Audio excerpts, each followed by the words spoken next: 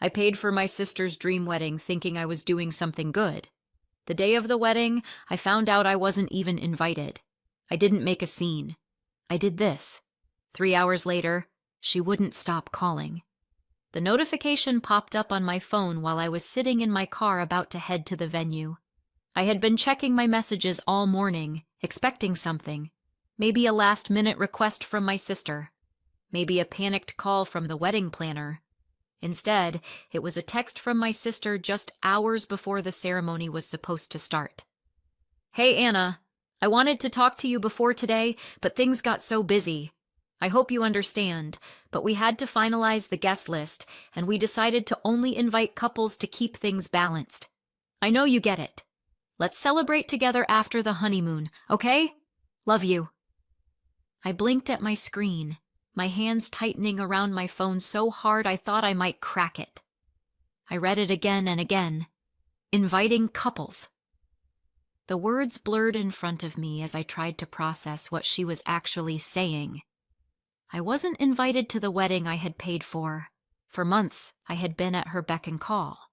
I had put my own life on hold, draining thousands of my hard-earned savings to give her the wedding of her dreams. And now, at the very last second, she was telling me that I wasn't even important enough to be there. I could barely breathe. I had given up so much for this wedding, more than anyone.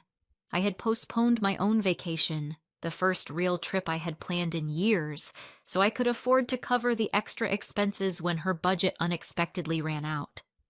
I had put off buying a new car, even though mine was on its last legs because she needed someone to pay the final deposit on the venue. I had picked up extra shifts, worked late nights, skipped outings with friends, also she wouldn't have to stress about money. When she called me crying about how expensive florists were, I had been the one to say, "Don't worry, I'll take care of it." When she panicked over the rising cost of catering, I had pulled out my credit card without a second thought, reassuring her, "You deserve the best."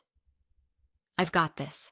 I had planned her bachelorette trip, paid for decorations, bought her dream wedding dress when she realized she couldn't afford it. And through all of it, she had looked me in the eyes, hugged me, called me the best sister in the world. Never once did she hint that I wasn't on the guest list. Never once did she warn me. And now, hours before the ceremony, she had the nerve to text me like it was nothing, like she was casually letting me know about a schedule change. Like I wasn't standing outside the venue, ready to celebrate her when she had already made up her mind that I wasn't welcome. I squeezed my eyes shut, my pulse pounding in my ears.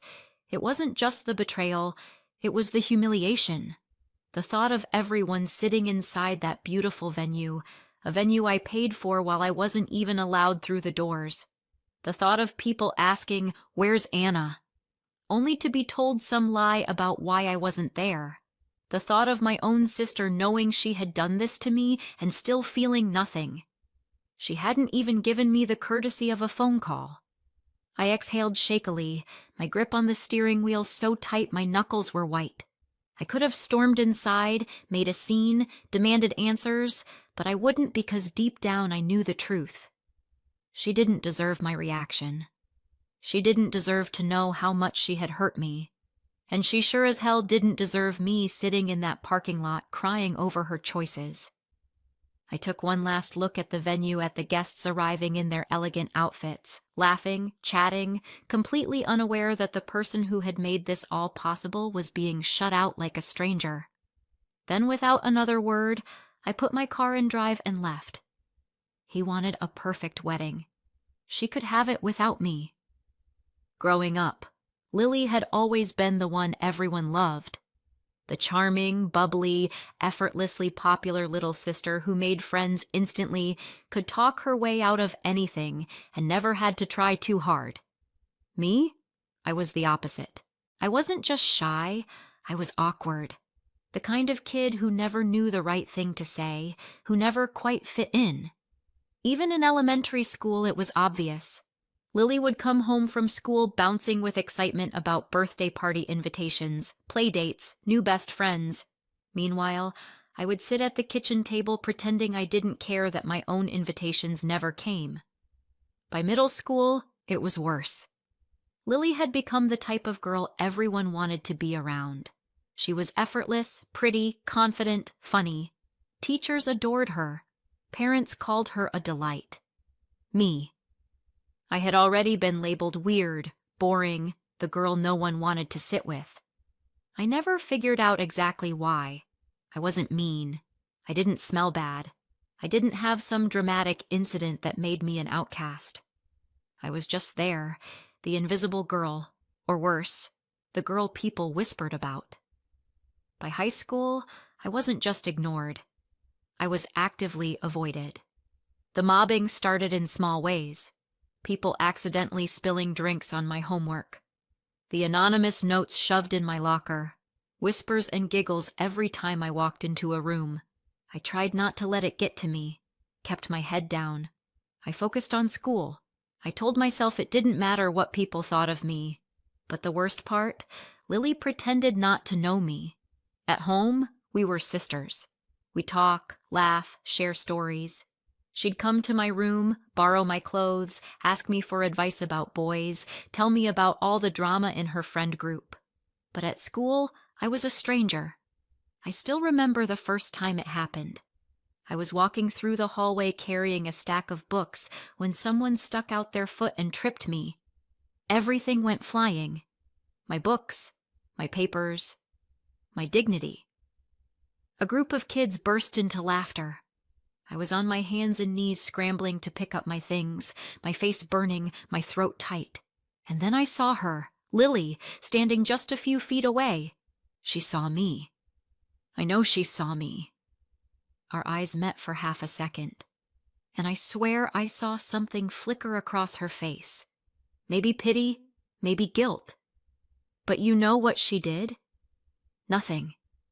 She turned away, kept walking, didn't say a word, didn't help, didn't acknowledge me at all. And just like that, I knew I was an embarrassment to her. I was the sister she had to pretend didn't exist at school so she could keep her perfect, untouchable reputation. After that, I stopped expecting anything from her. And for years, I thought I had made peace with it. As soon as high school ended, everything changed. I went to college, started fresh. I worked hard, built a career, became independent. Then Lily, she grew up too. She became nicer, more thoughtful. She called me when she needed advice. She texted me when she was struggling. She even apologized once half-heartedly about high school. You know how it is, Anna. It was just high school. We were all dumb back then. And I believed her. I thought we're adults now. We're different. That part of our past didn't matter anymore. But now, sitting alone, staring at the text that told me I wasn't invited to her wedding because I didn't have a date, I realized something. I had never really changed. She still didn't want to be associated with me.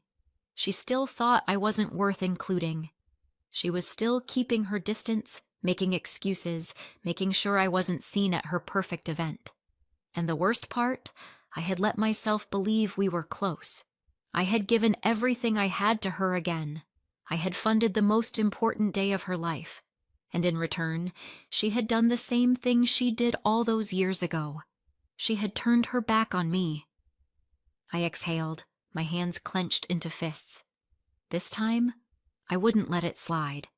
This time, I wouldn't let her pretend I didn't exist while benefiting from my generosity. This time, she would learn exactly what it meant to shut me out. The call started that same night. First, I ignored them. I saw Lily's name flashing on my phone as I sat in my apartment, curled up on the couch, sipping the glass of wine I had poured myself after getting home. It was supposed to be a celebration after all, just not hers. The first call I let ring out. Then came the second, then the third. By the time she hit 7 missed calls, I knew she had figured it out. I didn't bother checking my messages at first. I wanted to save her this moment. The moment she finally realized that she couldn't just use me and discard me like she always had because that's exactly what she had done. I thought back to the day she got engaged when she called me screaming with joy, telling me I was going to be her maid of honor, that she couldn't do this without me. How she had pulled me into every single decision except apparently the guest list. How she had let me fund her dream wedding, handle the planning, pick up the bills for the things she wanted but couldn't afford, and then hadn't even found me important enough to be there. She thought she could just tell me at the last minute, soften the blow with a fake apology, and I just take it. She thought I'd let it slide like I always had. Not this time. I picked up my phone and scrolled through the unread messages. Lily, hey, where are you? Lily, Anna, please pick up. This is really serious. Lily, I know you're mad, but you don't understand. Everything is going wrong. Good. I smirked, tapping the message thread open, scrolling through the increasingly desperate texts. Lily, the venue won't let us in because they never got the full payment. They're saying the deposit was reversed. Lily, where are you? Lily, the caterer isn't here. We tried calling them, but they said the final payment was never received. Lily, did you do something? My smirk widened. Lily, not something. Everything. I had made one single phone call after driving away from the venue, after I had read that text telling me I wasn't invited. A simple call to my bank, calmly listing every charge that was still pending. Hi, I'd like to dispute some charges on my credit card. Yes, those are the ones. The venue, the catering, the florals. No, I did not receive the services I paid for. I need to cancel them immediately. That was all it took. Every payment I had made for her wedding gone. Every vendor that was expecting money now looking elsewhere for their paycheck. The entire wedding collapsing in real time. I could only imagine what it must have been like. Lily walking into the venue expecting perfection, only to be met with a locked door and a manager telling her that no final payment had been made. Lily waiting for a catering truck that never showed up. Lily watching the flowers never arrive. The DJ canceled last minute. The guests murmuring, wondering why everything was falling apart. I could almost hear the embarrassment in her voice as she scrambled to explain, to fix it, to make it someone else's fault. But there was no one else to blame because the only person who had paid for it in the first place had walked away, and now she was panicking. The phone rang again, and this time I answered. I barely got the word hello out before Lily's voice shrieked through the line. Anna, what did you do? I pulled the phone away from my ear, wincing at the sheer volume of her rage. Lily, I said, you're going to have to be a little more specific. She was breathing heavily like she had just run a marathon, or more likely had just spent the past hour running around in a blind panic trying to fix a disaster she didn't understand. The wedding, the venue, the caterer, everything is falling apart. Huh? I said, leaning back against my couch. That sounds awful. Don't play dumb. I know it was you. I tilted my head. Lily, what exactly are you accusing me of? You canceled everything. I sighed dramatically. I don't know what to tell you. I mean, I wasn't invited, so it's really none of my business, is it? There was a moment of stunned silence. I could hear her struggling for words, trying to twist this into my fault somehow, and then unbelievably she switched tactics. I get it. You're mad, but listen, if you just fix this, I'll invite you to the reception. Just call the vendors, pay them again, and we'll pretend this never happened. I almost laughed out loud. So now I was invited. Now that everything had gone to hell, now that she had humiliated herself in front of all her guests, now that she needed me to fix it, I let a long silence stretch between us before I finally spoke. You know what, Lily? I said, my voice light. You made it clear I wasn't important enough to be at your wedding. So why would my money be?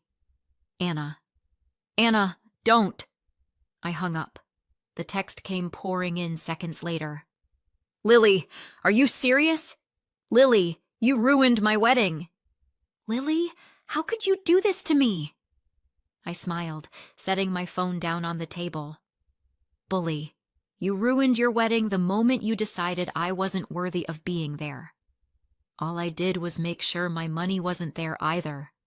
And for the first time in my life, I didn't feel like the girl left out. I felt like the girl who had finally walked away. The texts kept coming.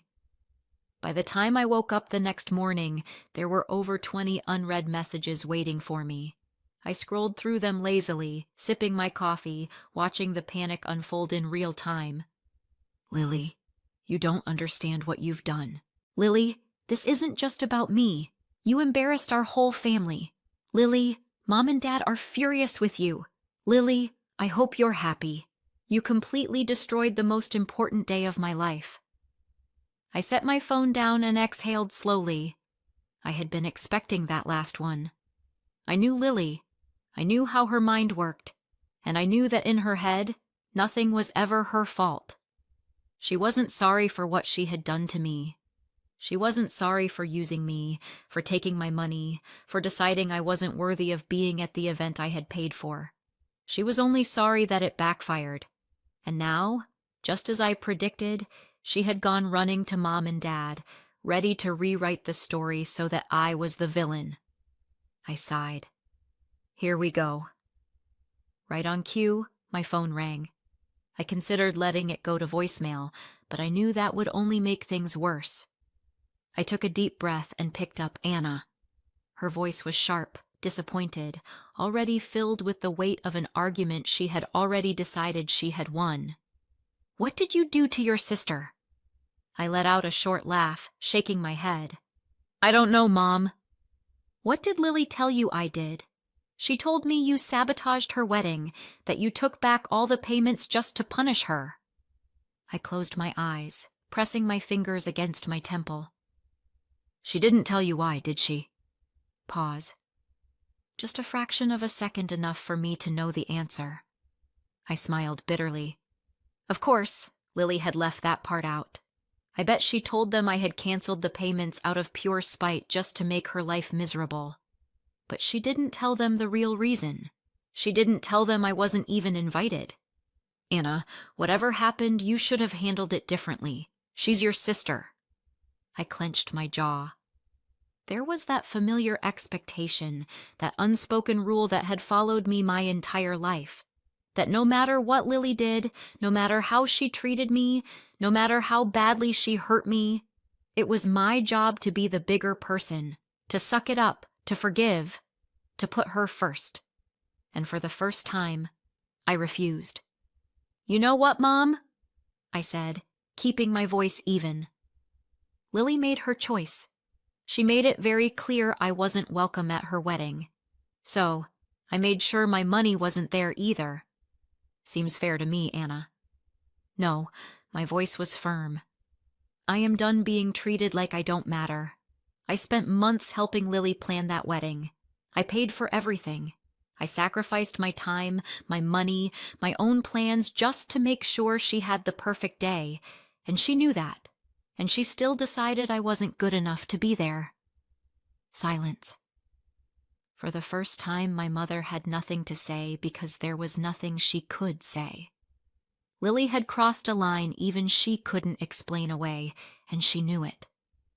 Anna. Mom's voice was softer now, hesitant. I know you're hurt, but nothing. I cut her off. I am done being the one who fixes things.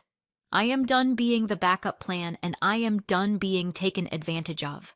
If Lily wants to play the victim, that's her problem, but I'm not going to apologize for standing up for myself.